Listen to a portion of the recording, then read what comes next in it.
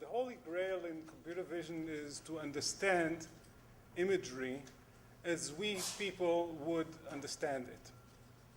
And as you know, it's not very simple. We want the algorithms to comprehend very complex scenes. We want them to help us take action on the world. We want them to rationalize the world.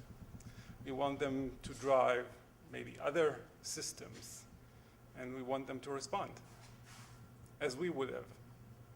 And hopefully to understand implied complexities.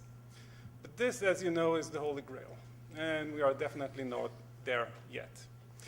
But we have made some progress, and with the risk of oversimplification, there are several things that we've done. What we have heard today is mainly the infrastructure. What do we need to know? What do we need to be able to do in order to be able to understand the world as we want to do it? But there are other types of research systems. People build systems to understand the world, but we need to compromise. Either in the understanding, we don't understand everything about the world, or in the world, it's a limited world maybe, but we have maybe a deeper understanding of that specific world. I'll want to give just a few examples. And first of all, I'll want to touch on a few of the underlying infrastructures. First of all, when we see an image, the first thing we have to do is to try and understand what are the elements. And the first thing everybody understands is segmentation. Now, of course, there are many ways to segment an image. And obviously, the quality of the segmentation depends on what you want to do with it.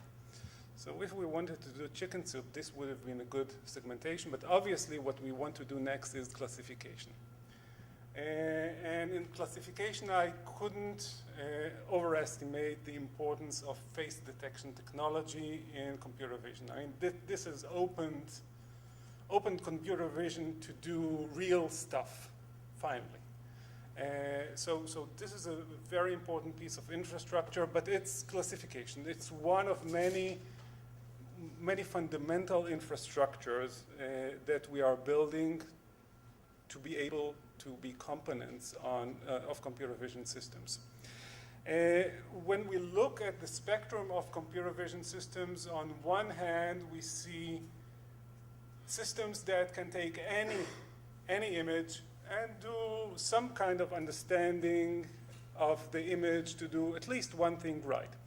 And obviously, when I give examples, I try to give them on myself. So this is something we built in the lab a few years ago, a photo image enhancement system that can and does actually enhance every image that's going to be printed on the HP commercial printing presses. It always enhances or does nothing if there is nothing to do. And when we built it, we found out that although we have great image enhancement, we can't really get to high quality. And we realized that we have to understand a little bit about the images. So we started building infrastructure elements, technical elements like noise and sharpness estimation, scene elements, what is the type of the scene, but most importantly, segmentation and classification. And this is what gave the main boost to the image quality. But in terms of computer vision, this is not really understanding. We accept every image, but we don't really understand the images per se. So what I want to propose is looking at the other side of the spectrum.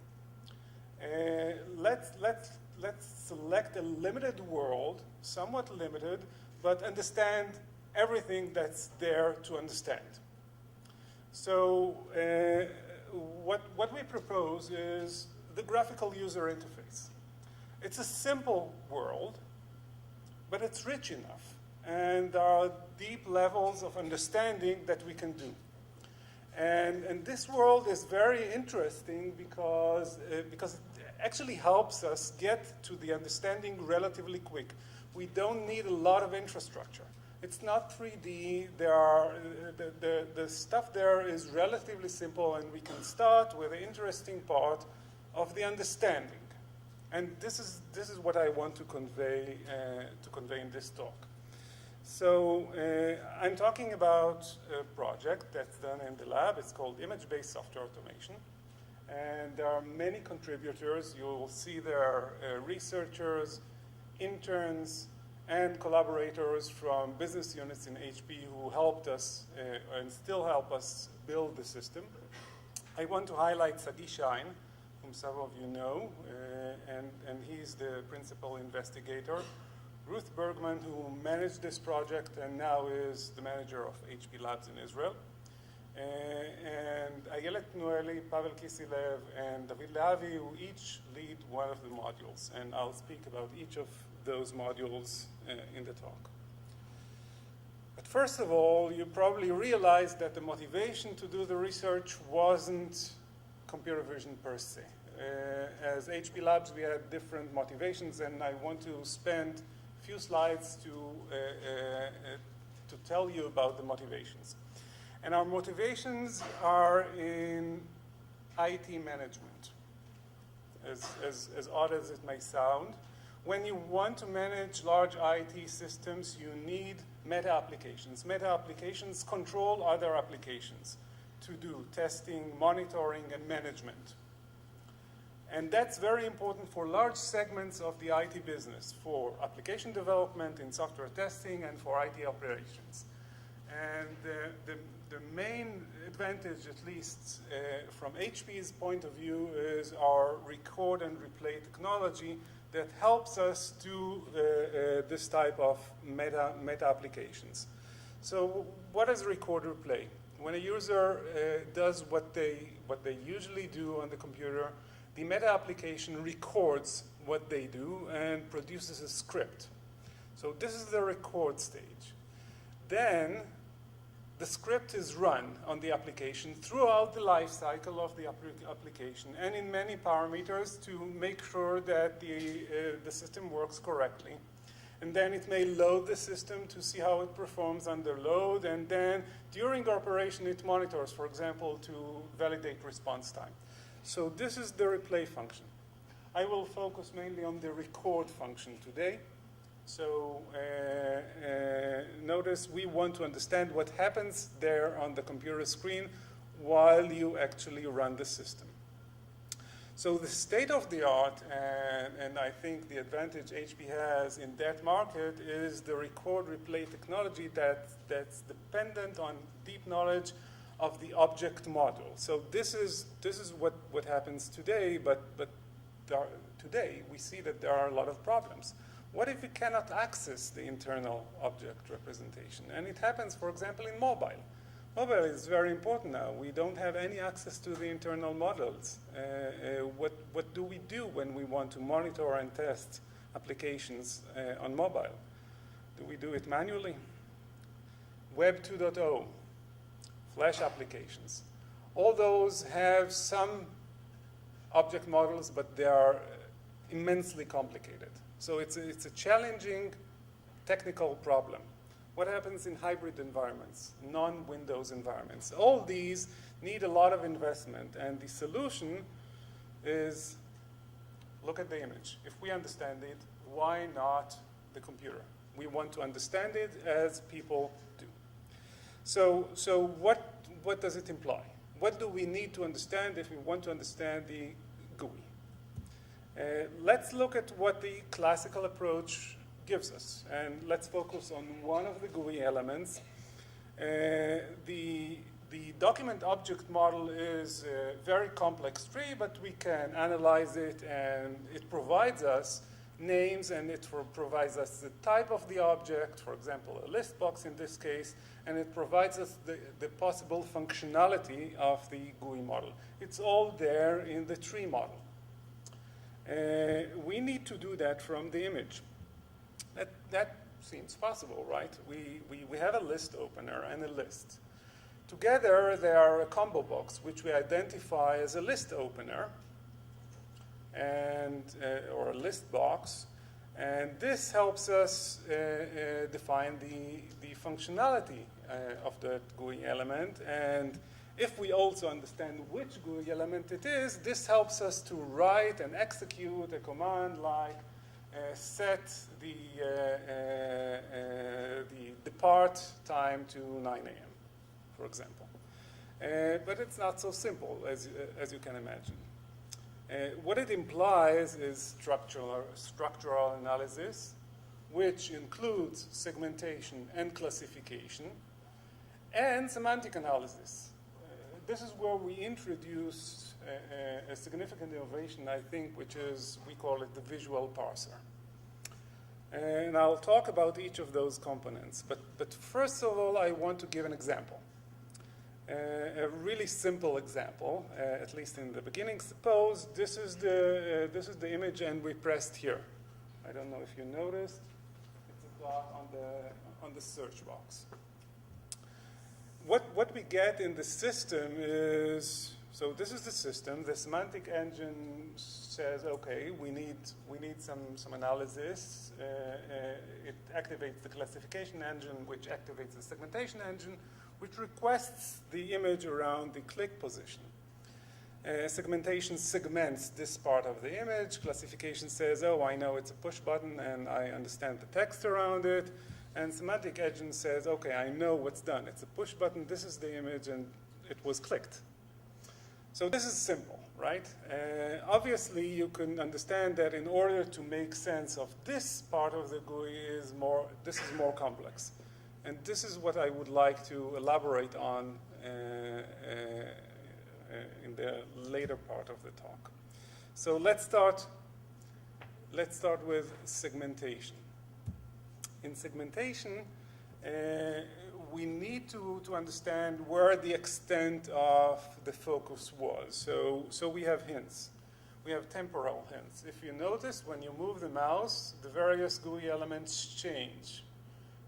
When you hover around them, when you click them, when you release them, they look differently. Then we also do blob analysis. We do blob analysis on edges. We separate long edges and short edges, and we do all the blobs. And I think the best is an example.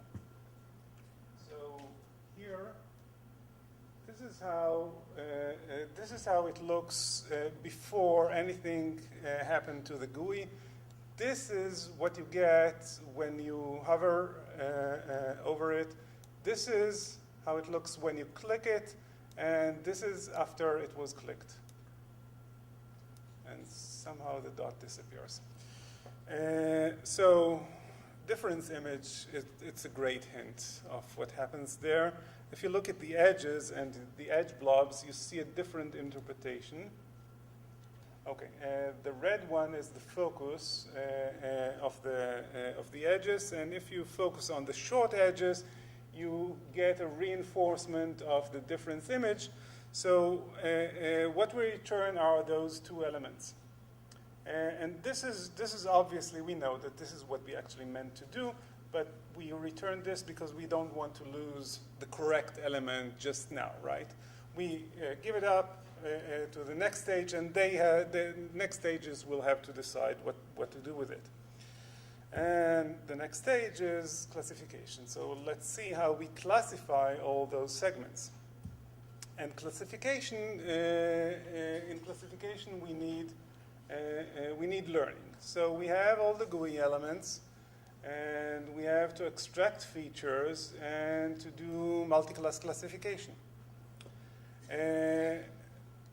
There we classify first to text, then what's not text is object. We have to classify to various types of objects, and in some of the object classes, we have to classify the object state. For example, is it pressed or not pressed? And plus there is a bin for all the errors, all things we don't really understand what they are. There is a place for those as well. We've heard about classification and about features, and we have the same problem here. Objects of the same class have vastly varying color, They have vastly varying sizes and aspect ratios and textures. Textures is whatever is written on them. So, and we need something that's structural, doesn't depend on the color, it doesn't depend on the grayscale, is invariant to shift and invariant to size, and doesn't depend on the aspect ratio, and is robust. We've heard, had we known about Stefan Malat's talk, maybe we would have chosen differently, but if you remember Fourier-Mellin transformation, it's something I learned long time ago.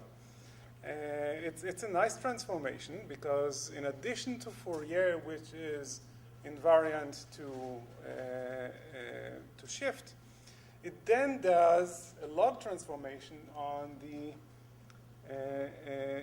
Fourier coordinates, and then the scale becomes a shift in the Fourier domain, which then is undone by another magnitude of the Fourier. And that constitutes a shift and scale invariance signature. So we use those features plus some other features that are more specific to some GUI elements as features.